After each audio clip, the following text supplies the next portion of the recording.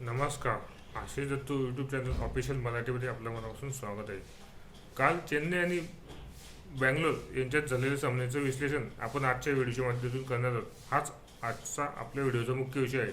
चॅनलला नवीन आला असेल तर चॅनल लाईक करा आणि सबस्क्राईब करा. चला तर मग सुरुवात करूया आजच्या मुख्य विषयाला. नमस्कार. आशिष दत्तू यूट्यूब चॅनल मराठीमध्ये आपल्या मनापासून स्वागत आहे.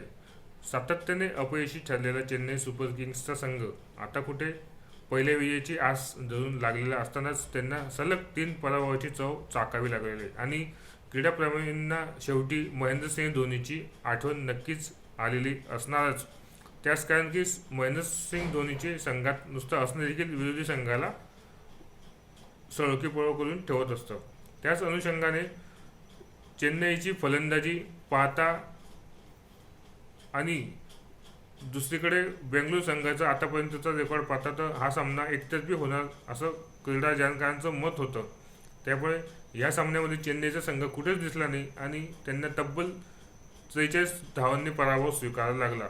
आणि कुठेतरी नशिबाची साथ देखील चेन्नईला दिसून आलेली नाही. त्याच कारण की बेंगळुरू संघाचा जो कर्णधार आहे रजत पाटीदार आणि त्याच्यासोबत असणारा खेळाडू टीम डेव्हिड यांनी शेवटच्या 2 ओव्हरमध्ये तब्बल 50-51 धावा केलेल्या आणि या धावाच जास्त त्यांना पराभवास कारणीभूत ठरलेला आहे.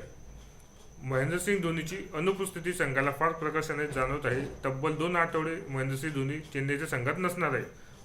स्नायूंच्या दुखापतीमुळे तो संघात नसणार आहे. त्यामुळे साहजिकच आता चेन्नईचा संघ इथून पुढे कसा खेळतो हे पाहणे देखील रंजक ठरणार आहे.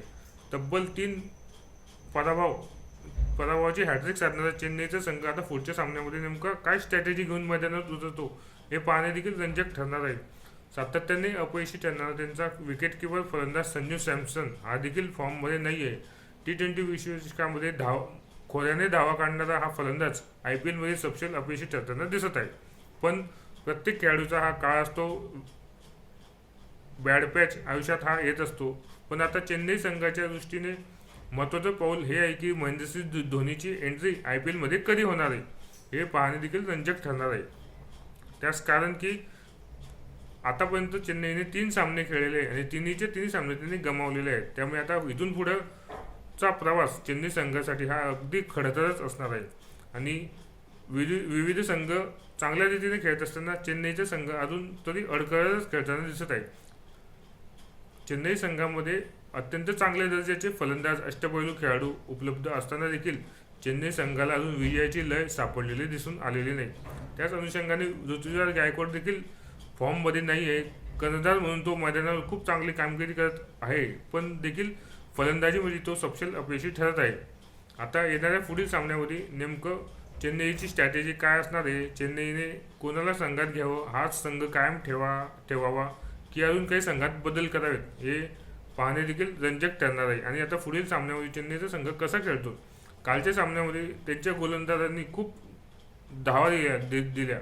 चेन्नईचे गोलंदाजांनी खूप धावा दिल्या. ह्या धावांची मोठी परतफेड त्यांना करावी लागणारच आहे आणि चांगली गोलंदाजी त्यांना करावी लागणार आहे. आता येत्या सामन्यामध्ये चेन्नईचा संघ कसा खेळतो आणि धोनीचं आगमन कधीपर्यंत होतंय हे पाहणे देखील क्रीडाप्रेमींना उत्सुकतेचं राहणार आहे.